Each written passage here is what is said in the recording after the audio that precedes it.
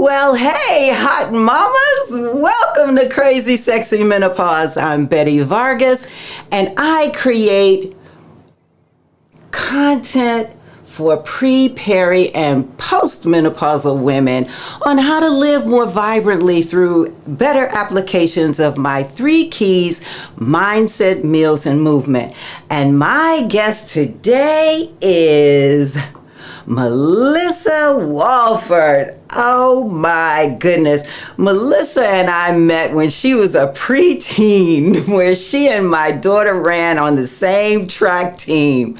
And some years later, she commented on an advanced yoga pose that I had posted on social media. And not long after that, I saw a post of Melissa balanced in the pose on a street in New York City. Do you remember that? Yes, I do. I hollered with joy when I saw that. And Melissa was a force then, and she is a force now. She is an attendance teacher. She's a stunt coach. She's a global traveler. She's a bodybuilder in the bikini category with big goals. And she's also perimenopausal and living with multiple sclerosis. Welcome, welcome, welcome, Melissa. I am so happy to see you today and have you with me today. How you doing, girl? Thank you so much, Betty, for the warm welcome. Thank you, thank you, thank you. I appreciate you so much. And yes, I do remember that picture, that pose on the street. It was outside one of my best friend's school buildings, and Ah, I was going in for dance practice with her teenage students. I do remember that. hey, I saw that. I was like, girl, you better work it. Are Thank you you. still practicing yoga? No, I actually gave up practicing Bikram yoga. Okay. Um, I Ah, was Bikram, practicing, yeah.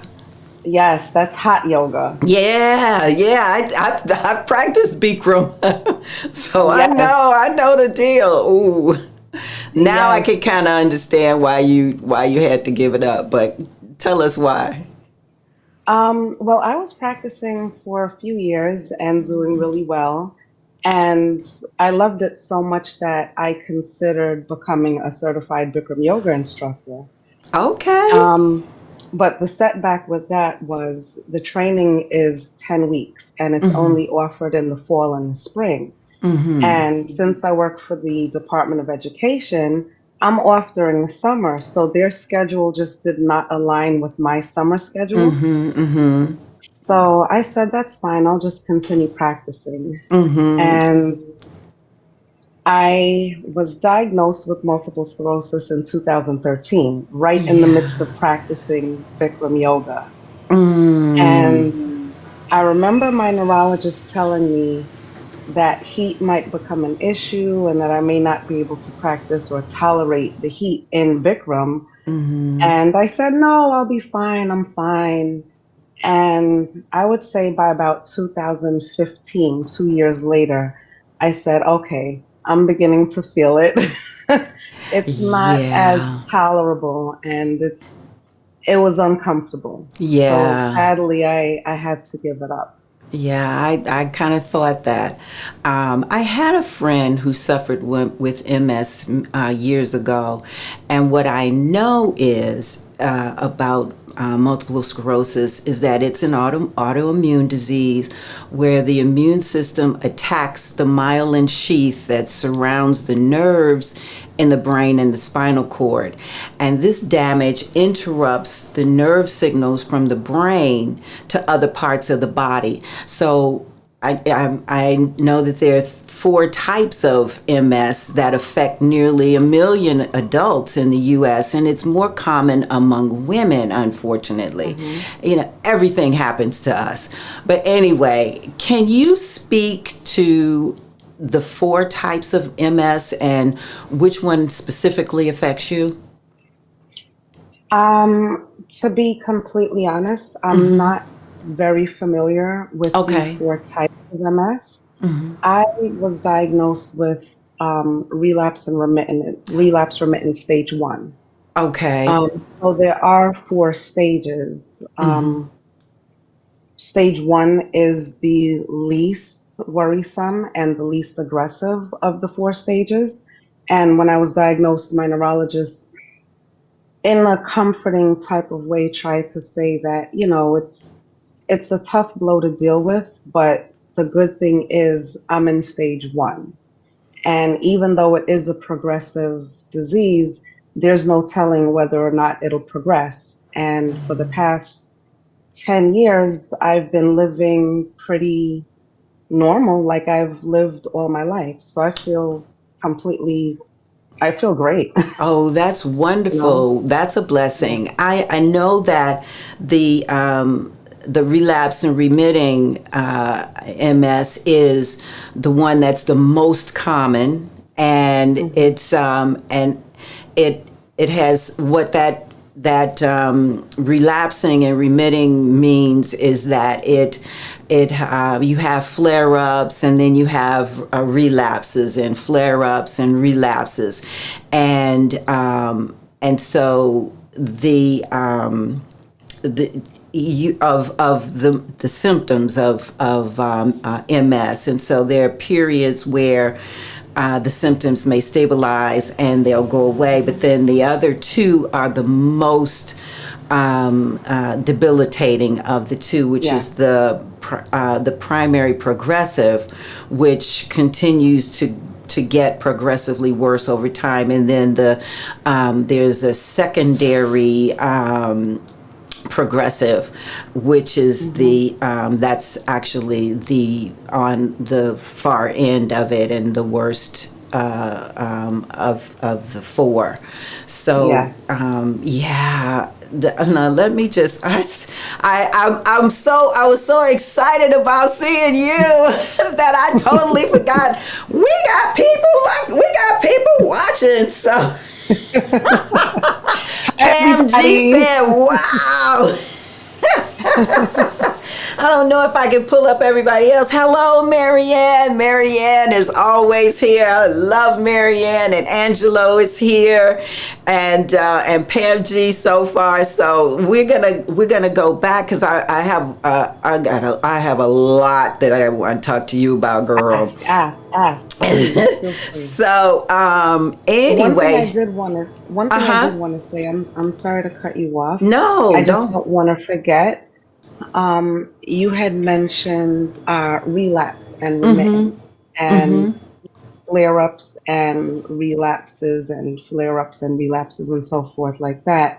Fortunate, Fortunately for me, I can honestly say I've never experienced a flare-up. Oh, Um, great. I'm not too sure what that would be for me. Mm-hmm. I've heard other people who suffer from not just MS but other autoimmune diseases who have horrible flare-ups and Mm. have been hospitalized. And thankfully for me, the only thing that I can really say was possibly a flare was when I started having memory issues. But that was at the early onset in 2013. Mm-hmm. So Mm-hmm. since then, I haven't felt anything physically. I do feel tired at times, but I don't know if that's because of the MS or because I do so much.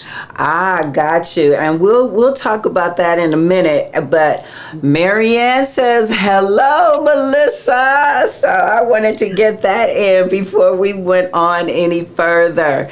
And so yes, hi, Marianne. Hi, Marianne. I love Marianne and Pam. I love them both. Oh my Hey, goodness. Pam. Hey, Angelo.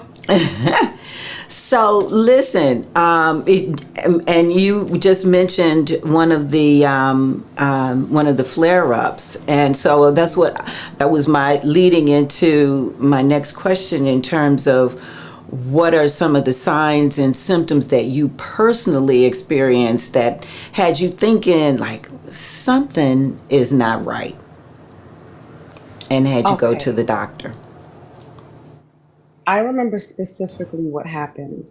I was in a bartending class to become a certified bartender, and it was a 2 week course, 5 days a week, I believe, from 5 to 8 or something, maybe even 5 to 10. I really don't remember.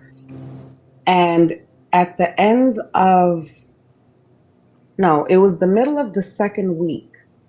I started noticing a weird numbing sensation right around this area of my scalp. And it was very small. It was probably about the size of a dime or a nickel. And, I said, all right, well, maybe it'll go away. I didn't think anything of it. And within days, it started to grow. And I noticed that the numbing had then spread down to my ear. And I remember going into work and I said to my coworker, I'm touching my ear and I know I'm touching it, but I'm not feeling the sensation. And I said, I have this weird numbing sensation on my scalp that spread down to my ear. So I decided to call my primary care doctor and I went in and I explained to him all of it wasn't even all, it was just that one symptom of the numbing sensation.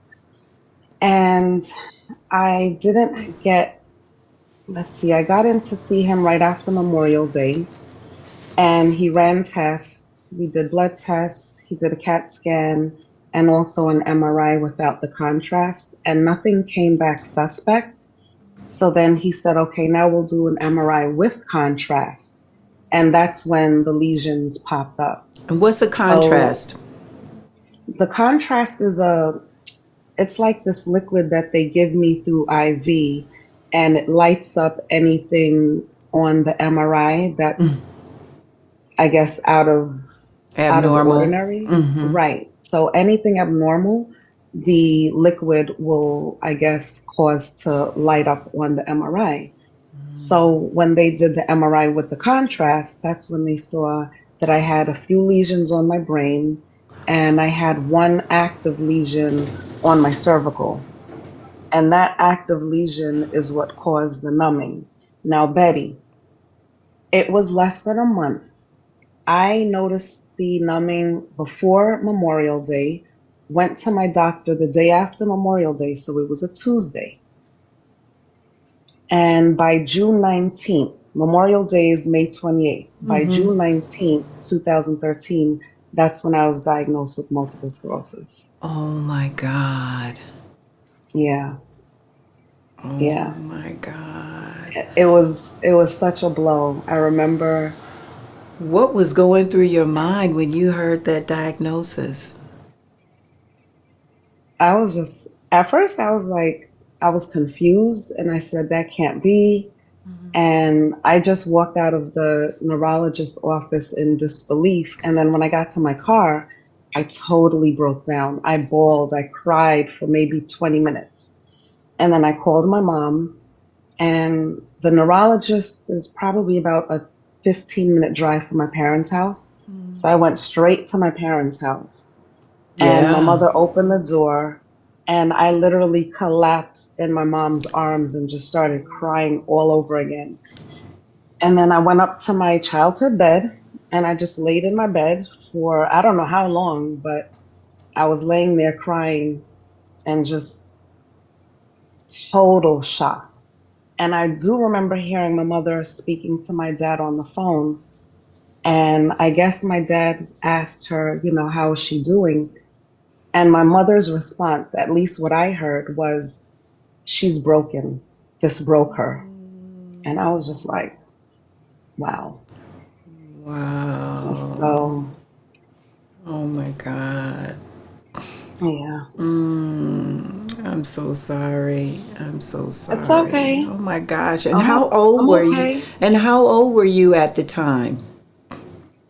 I was 36 10 years ago. I had turned 36 in February and I was diagnosed in June.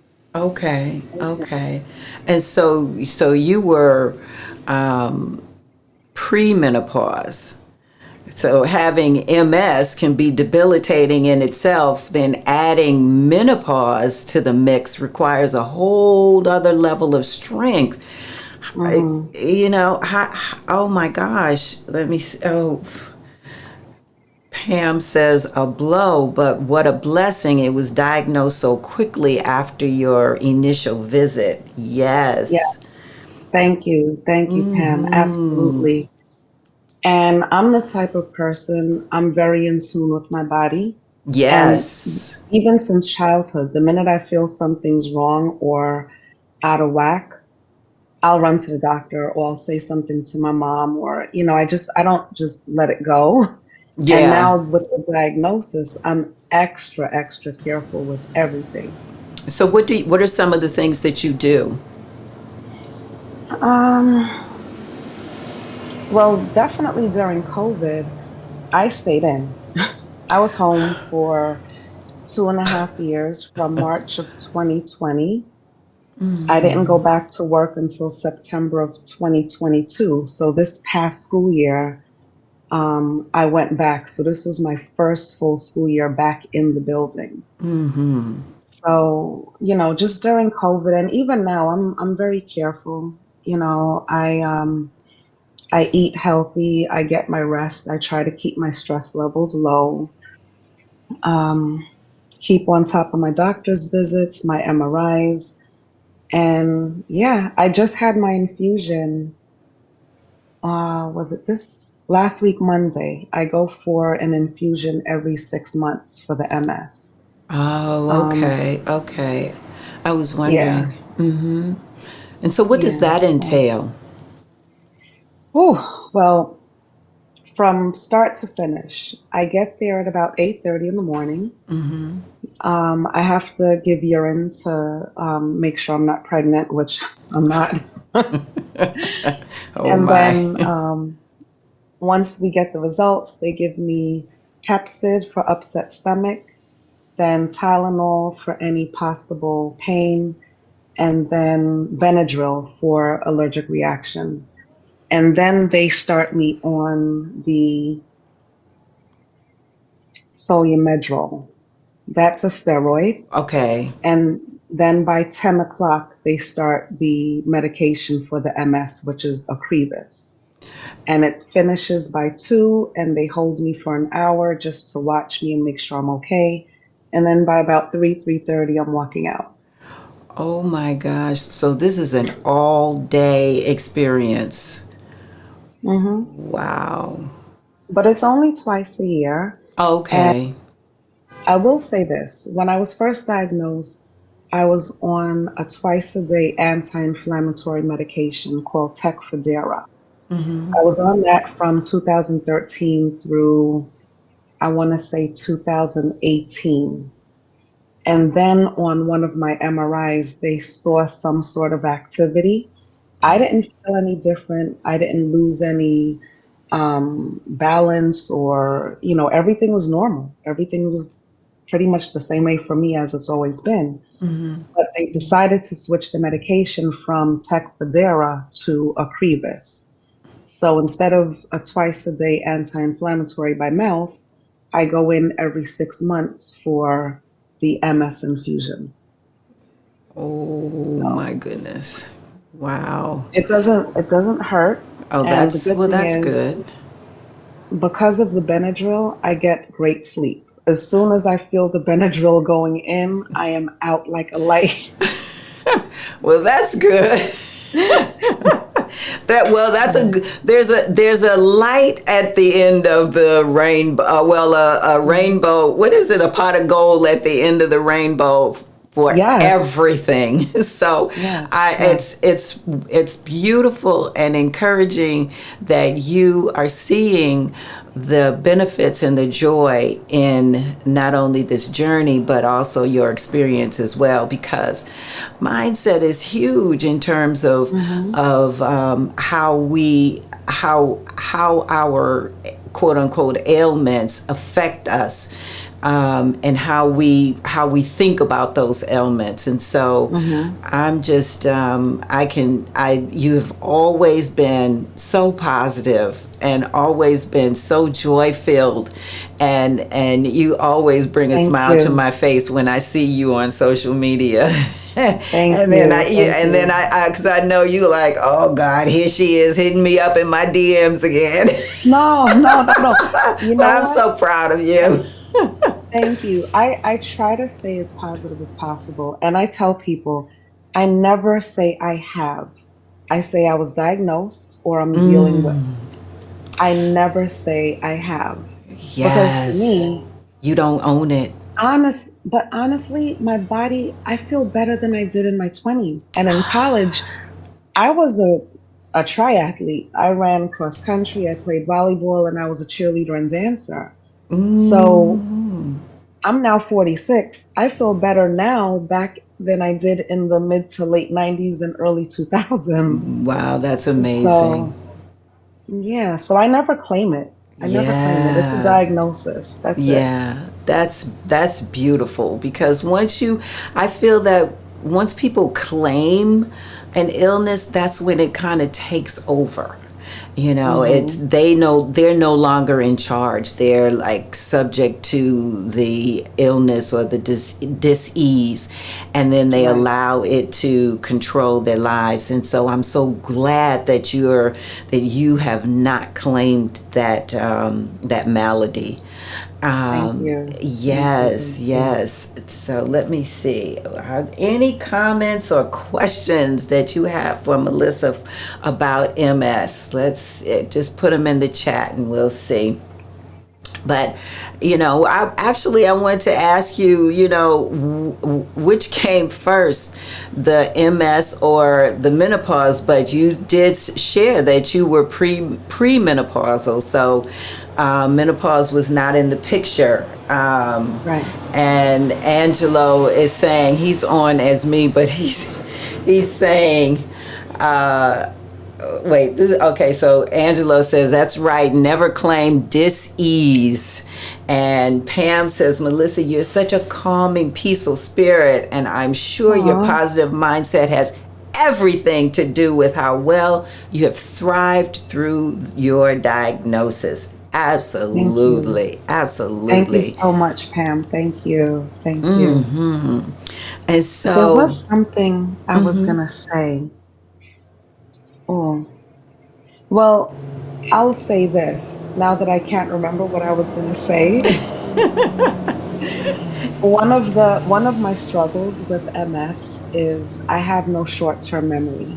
I was just going to ask you about that. how there's similar symptoms Mhm. with with the MS and the menopause, and some of them are like the fatigue that you mentioned and weakness, and then there's tingling in your extremities, and also memory challenges. And so I was going to ask you, how do you distinguish between symptoms of menopause and symptoms of MS? That's the thing. I never knew that I was premenopause when I was in my mid 30s. No one Ah, really said that. My gynecologist never really called it pre. Um, she just said, if you want to have children, you need to put a move on it. oh, But gee. yeah, but we never really talked too much about um, the symptoms of premenopause. So when the MS diagnosis came, that happened in 2013. The numbing and everything went away. I will say everything went away by the end of July. I had finished, taking the steroid medication. So I was fine with the numbing. Everything is back to normal. But then I started noticing that I was having problems concentrating. I was having problems remembering things, even conversations that happened minutes ago. I couldn't remember. So I mentioned it to my neurologist, and he We had a conversation. I wouldn't say he brushed it off, but it wasn't anything that was too pressing. So, he said, okay, we'll talk about it again when you come back in. So, fast forward to 2015, I was still struggling, and he finally gave me a referral to see a cognitive specialist. And I went in, I went through 3 days of rigorous testing. Oh, it was frustrating. I had to, and I didn't know what was going on. She didn't want me to know because she wanted to get a real idea of my memory. So I remember one of the tests where she showed me a picture of a house. She just said, take a look at it. She gave me, I think, 20 to 30 seconds. And then we talked about a few things. And then maybe 5 or 10 minutes later, she says, okay, remember that house? Can you draw it for me? Draw everything you remember. And I Oh was just my like, really? goodness. Oh I my didn't pay attention like gosh. that. And I'm struggling with my Dang. memory. So I literally drew a triangle, a square, two squares for the windows, a door, and a few other things. But it was 3 days of frustrating questions and testing. And at the end of it all, I was told that I fall into the bottom 1 percentile and that I have no short term memory. But the good thing is, it's not going to get any worse. Oh So, God. yeah, so I was given a few tips and suggestions, but unbeknownst to me, I had already been doing these things. I was setting reminders, putting things on my calendar, putting post-its around to remind me about things, um, just pretty much doing anything I could to remind myself what I had coming up. And those were all things that she suggested I do anyway. So she said, continue doing those.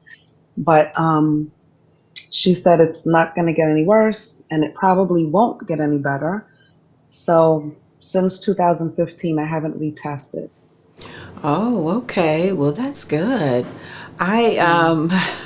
when you talked about writing everything down, I my mind immediately went to Marianne because she is like the planner queen. So you have to check out her website. I mean, and her YouTube channel because she is like the queen.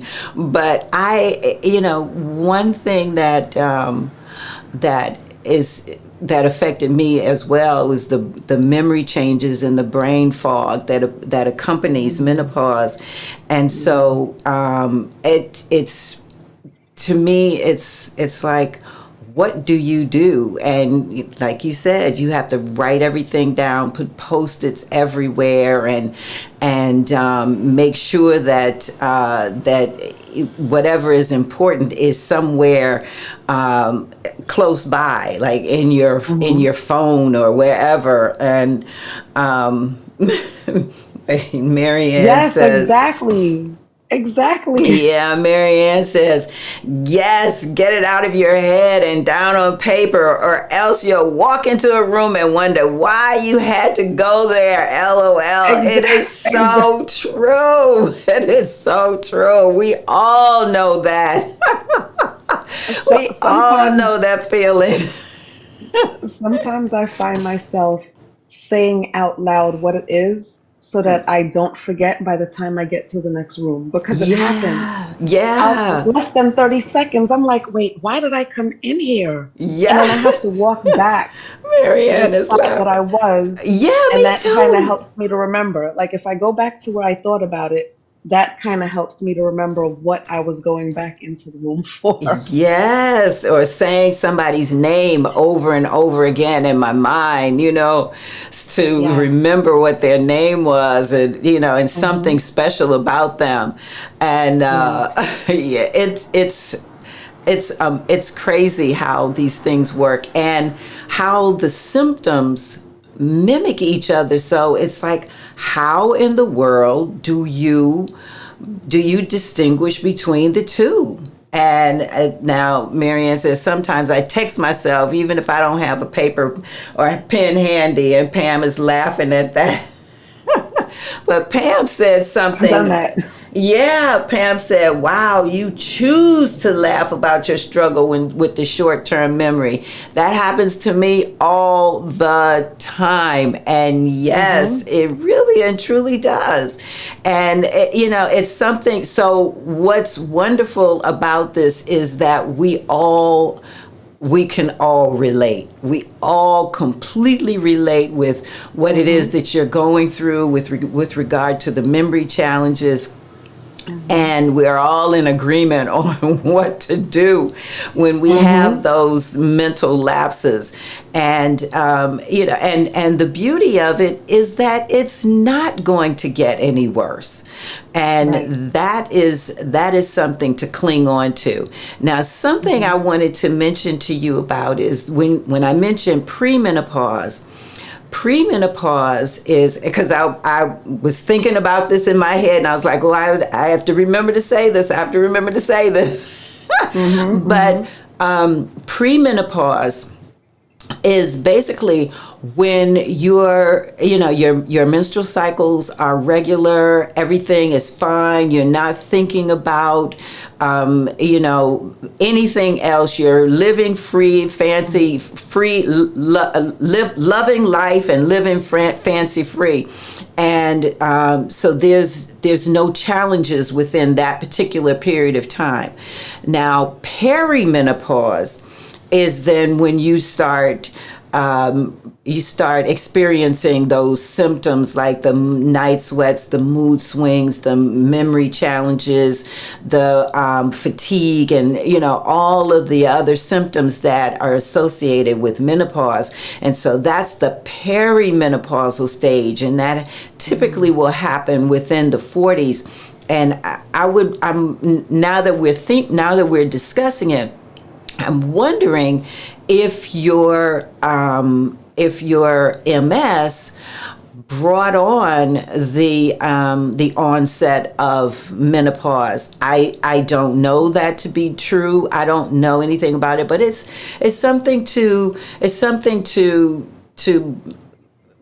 question, because Mm-hmm. when you brought it up to your physician, he kind of blew it off, and Mm-hmm. that's typically what happens with what happened in the past with a lot of doctors, where they didn't take menopause as seriously as they do now.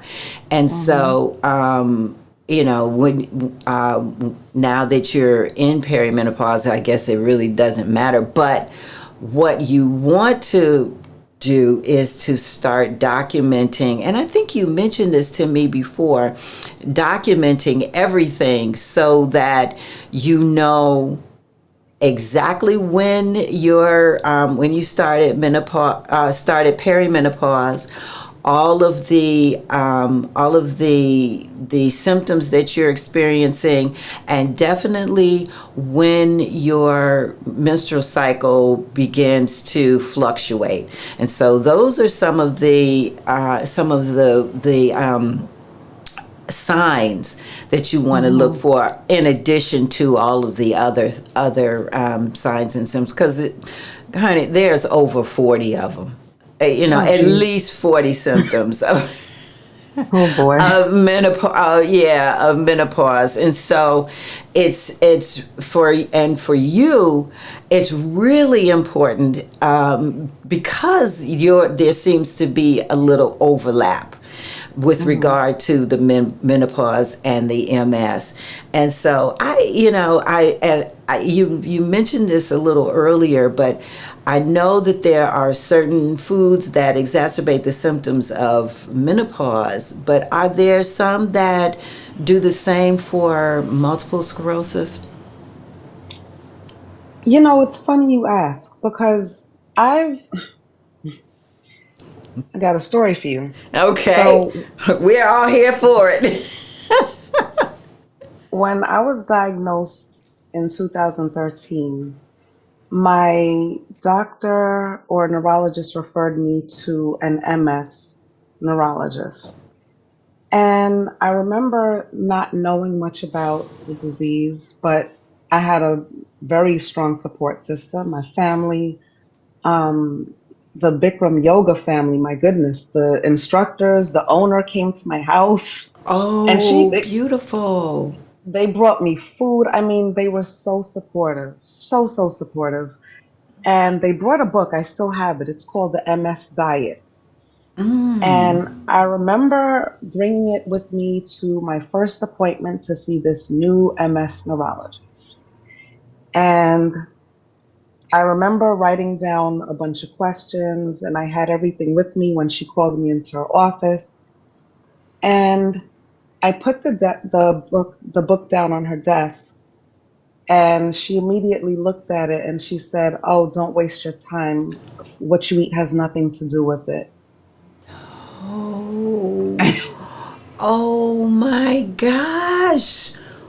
And I What? honestly, I did not know how to take it because I was so caught off guard. Because number one, I'm dealing with this new diagnosis.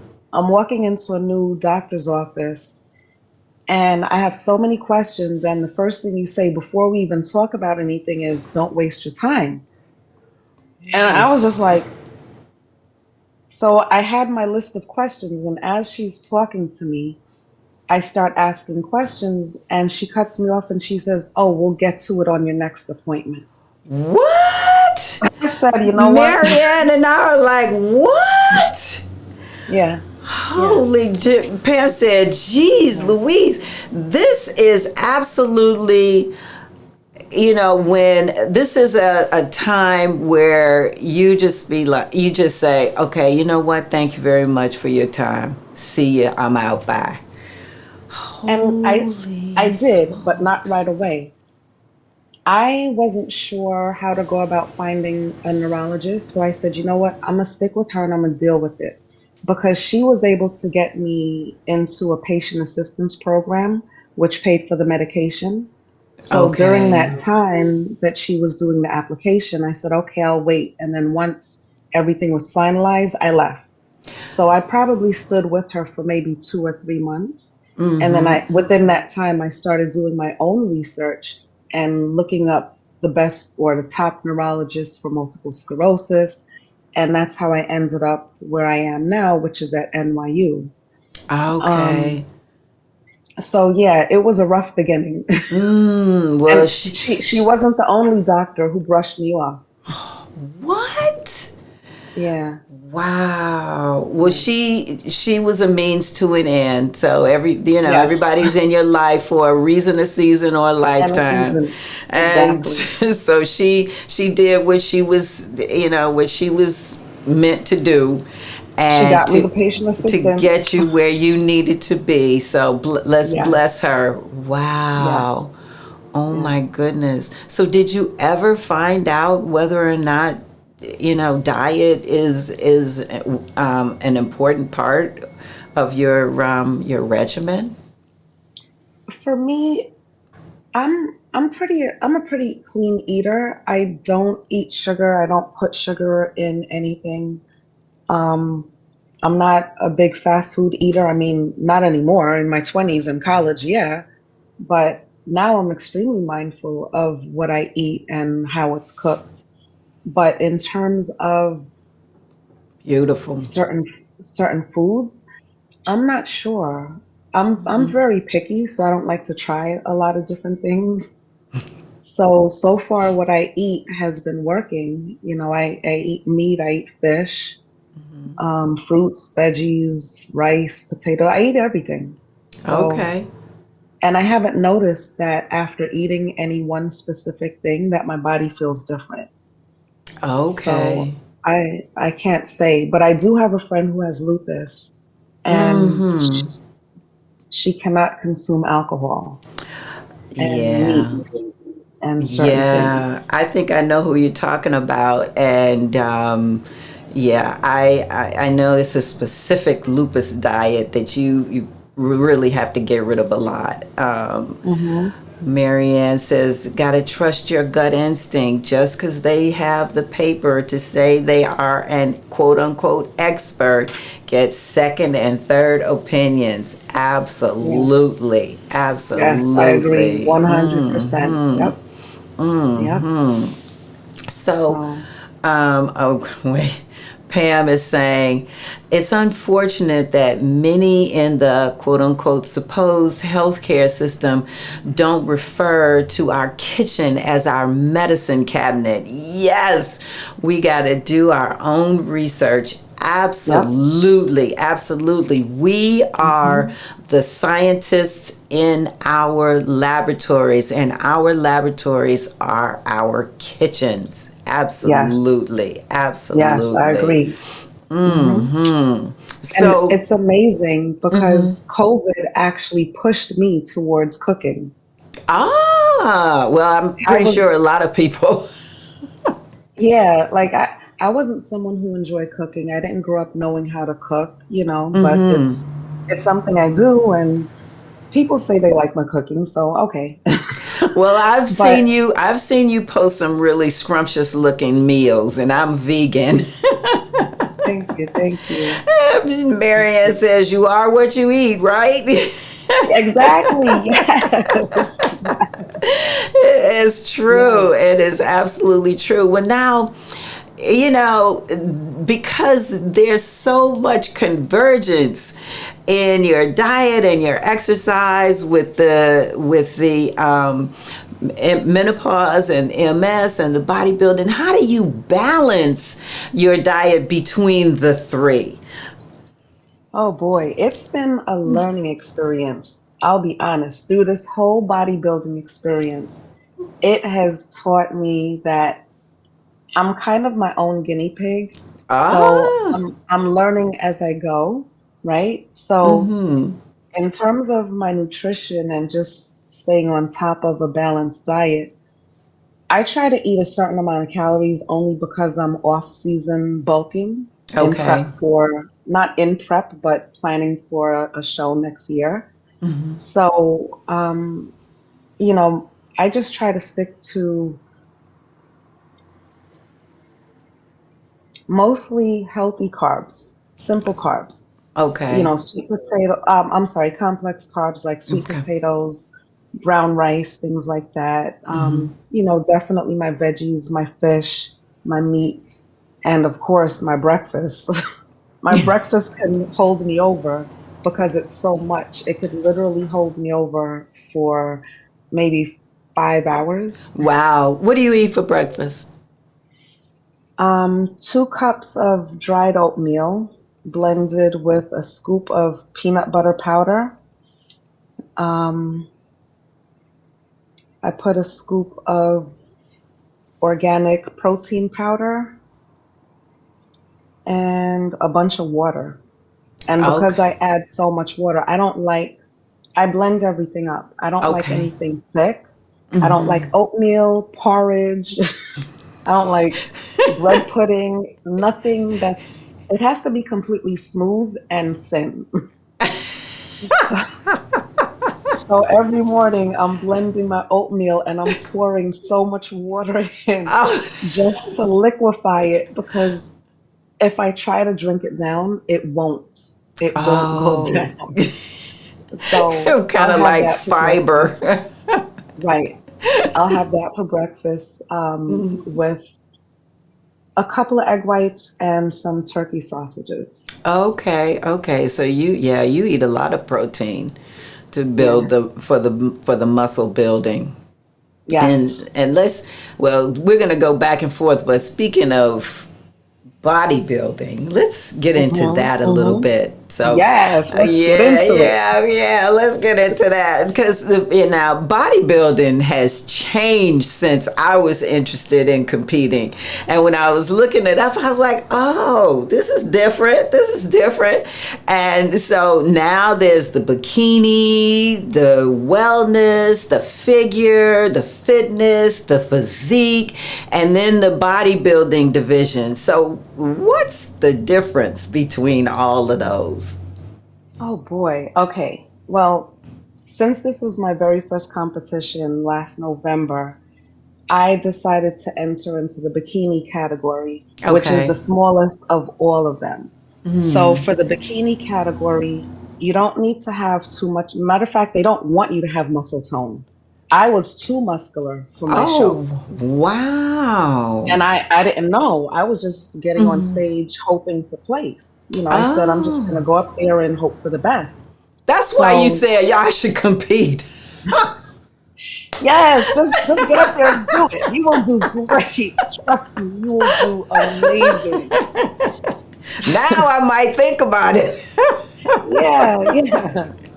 Trust me, you will do amazing. And once you get up there, it's like, ooh, I can't wait for my next show. Uh-oh. I hope It's Angelo's not addictive. listening. No, but it's so much fun. My boyfriend now wants to get on stage. What? Oh my gosh. Well, you So, know what? Join the club. right, right. So, bi- bikini is the smallest of all the categories. I don't know the exact weights that you have to be, but I do know for bikini they want you pretty slender. Even, slim, like I said, you don't have to have too much muscle tone, and they want a balanced body. So they don't want Okay. you to be, muscular and slim or vice versa. The next category up from bikini is figure. That's the no, That actually it's the wellness and then the figure. oh Yeah, oh yeah. And it and you know, and it didn't seem like there was very much difference between bikini and wellness. So I could see how, you kind of jump right over that one because for me I was looking at him, I was like, "Well, what's the difference?" But well see with OCB, because there's so many different organizations, right? yeah, yeah. There's IFBB, there's NCP, OCB, I think there's ANFB or something like that. Yeah, There's there's a so many. slew of them. Right. So I decided to go with OCB, which is the Organization of Competitive Bodies. And the reason why I decided to go with them is because they're all natural. It's drug tested. Ah, yeah, yeah, yeah. And with OCB, the way their categories go is bikini is the smallest, then you go up to figure, then from Okay. figure is wellness, then from wellness is physique, and then maybe fitness and bodybuilding. I'm not too sure, Okay, but I know it's okay. definitely bikini, figure, wellness, physique. So for OCB, bikini is very slim. And then the next category up would be figure. Figure is bigger than bikini, but very even, very balanced. So they do want to see muscle tone with some striations, and that's just like the lines of the Yeah, muscles. yeah. Um, and they want to see that you have quad sweep and glutes. Okay. So that's the difference between bikini and figure. Now, with OCB, when you enter wellness, wellness is more thicker on the bottom. Okay. Um, and from what I understand, wellness was a category that was created for African Americans, Latinos, for black and brown because we're thicker, supposedly. What? Not me, Wow. Yeah, I not me. know. Me either. But wellness was literally created for black and brown women in Get mind because out of we're supposedly, here. yeah, Get yeah. out. I So had for wellness, no idea that was the deal. Get out of yes, for here. wellness, you have to have round glutes, bigger thighs, and a smaller, slimmer upper body. Wow. Yeah. That's So, interesting. Now, which one is more like where athletic, where you have to perform? oh, are you talking about the category or the I think organization? it's the category. It's the category because I was looking at, I think it was NPC, and back in the day, it wasn't, I'm not sure, it wasn't the bodybuilding, because that one was you had all the muscularity, and then you go out and pose. But there was another one, and I'm not sure if it was physique or if it was fitness or whatever, but It, it was I more think it. gymnastic. Yes, yes, Yeah, they put yeah, on a yeah. show. They put Yes, on a yes, that's the show. one. I was like, I won't be doing that. No, you know what? I'd rather do that because Really? the heels. Where are my heels? Oh, I saw. I'll be 1 second. The heels, y'all. The heels are crazy. Ooh. Do you see these things? They're sharp. They are beautiful. They are beautiful. But Lord. I would rather do something where I didn't have to walk in heels because I never. If you look in my closet, I don't have heels, Betty. I hate heels so much so. Let me tell you something. You guys are gonna laugh at this. So I planned, right? I planned on getting into this competition. Marianne said, ooh, look at the bling. I love it. I love it too, but not to walk in and definitely not to be on stage under bright, hot lights with All judges right. watching. So In a I knew that I bikini. was exactly. So I knew that I was performing, right? I knew I was going to get on stage. I had bought my ticket, blah blah blah, got the Uh-huh. bikini. I ordered these heels and I think they came in August. Uh-huh. You know when I put them on and started practicing? No. Mid-October. My show was on November 4th. No. Oh no. Oh no. I Wait. swear to you, the heels Oh were my sitting right God. there. The heels were sitting right there, and I was like, nope, Oh nope. no. You should have worn me in, worn me in. Oh, Pam says, ladies, it's been great. Melissa, what an inspiration you are. You are a beautiful example of anything and everything is possible, regardless of what the struggle. Thank Thank you. And you, Marianne thank you, says, Pam. make sure to hit the like button if you're having fun in this live stream. That's correct. Thank you so much, Marianne. I appreciate you. I appreciate you. Thank Thank you, thank you. you, thank Thank you. you. But yeah, the heels. I asked my trainer at the time. I'm not training with anyone right now, since I'm in off season. But my trainer said, yeah, well, if you want to get out of the heels, you're going to have to move up in category, which means a lot more weight and a lot more muscle. Oh, yeah. So Yeah. I sucked it up and I got on stage, thankfully, with very little practice, Mm-hmm. and I did well. So I was Wow. happy about that. Yeah. But I'm not going to Wow. do that for the next show. So, I'm what not is your doing that for ultimate goal? My ultimate goal is to get my pro card and In which maybe, division? well, the thing is, once you get your pro card, that's your pro card across the board. Oh, okay, Yeah. okay. All right. So, Good to um, know. once you get your pro card, you could compete in any category. If you want to lose and dial back, if you want to put on and bump up, you can do that as well. Oh, But nice.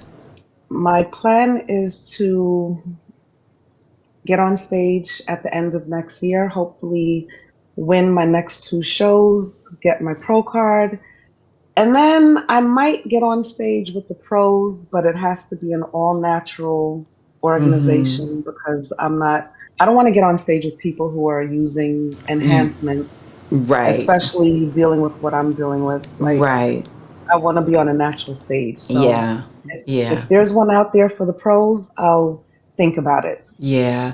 Now, how does your physical fitness impact the MS and your menopause symptoms? And your training actually. I don't think it has. I've continued working out the same way that I was pre-pandemic. Um, when was I, when did my GYN say I was perimenopausal? This is when my cycle started slowing down. I want to say in 2020. 21. 21. How often do you Um, work out? 4 days a week, Okay. heavy in the gym. Okay. Yeah. So I've maintained a pretty consistent workout schedule. And the good thing is my cramping has been pretty non-existent. All the symptoms that you get with uh, your cycle coming, a lot of that has kind of slowed down. I remember as a kid, I was on naproxen sodium at 16 because my cramping was so bad. I couldn't get up. I would be doubled over. I would throw up. Wow. My aunt would pick me up from school. I would pass out in the street. Like it Oh was a mess. no. Oh my It was a goodness. mess. Oh Yeah. my gosh. Well, Yeah. my goodness, that's I've heard of women that have had those kinds of experiences, and I just my heart goes out to you all. Absolutely. I know that it helped me when I was physically active, and it totally eliminated my menstrual cramps, but I did have menstrual migraines, and so that Mm, was really debilitating until I went through menopause, and that's when they stopped. But I want to mm. ask you, what mental shifts have you had to make, or to not only navigate the physical and emotional challenges of menopause and MS, but to thrive and excel in the realm of competitive fitness? What have you had to do mentally? Oh, well, speaking about the MS, I've really, like I said, remained positive, and the fact that I don't experience flare-ups and relapses and so forth, um, definitely helped me to stay positive and feeling as strong as I do, and knowing that things could be so much worse. I want to double back to something that I think, was it Pam? Pam or Marianne said about Mm-hmm. laughing, Mm. joking about everything. It could be so much worse. Yeah. MS is such a debilitating disease, and when I think about how bad it can get, I just am very thankful and grateful and stay positive, knowing that it's been 10 years and nothing's changed for me. So Yes. I really just try to remain positive. I unfortunately have had to distance myself from certain people only because I got to protect my peace. My Yes. peace is everything. Yes. And the older I get, the more I realize I'm not going to tolerate and deal with certain things. So just recognizing that I have to put myself first, remaining positive, and just enjoying life because, like, I feel great. I feel great. So my mindset is just to stay positive and be happy that Yeah. I'm able to do all the things that I am and that I got on stage and did so well in my You first show at did. You, 45. you did. You did. I was like, So, yes, yes. That's yeah, Melissa. Go ahead, girl. thank you, thank you, thank you. It Oh was my so much goodness. fun. Yes. Oh my gosh. My goodness. Oh, Marianne says yes to self care and me time. Hmm. Absolutely. Hmm. Absolutely. Hmm. Yeah, Absolutely. Oh my goodness. Well, thank you so very much. Thank you so very much, Melissa, thank for you. coming and being here with me today and sharing your story and your experiences and what you do to live life more vibrantly. And I just am so grateful, and I am Thank certain you. that your courage and your strength will be a blessing to someone watching today. And Thank you. I just want to thank you for tuning in. If you like this video, subscribe. Please subscribe and click that notifications bell. Like and share this video. I love your support as I grow this channel. And see you next time. And I want you to always remember, it's your life. Live it well.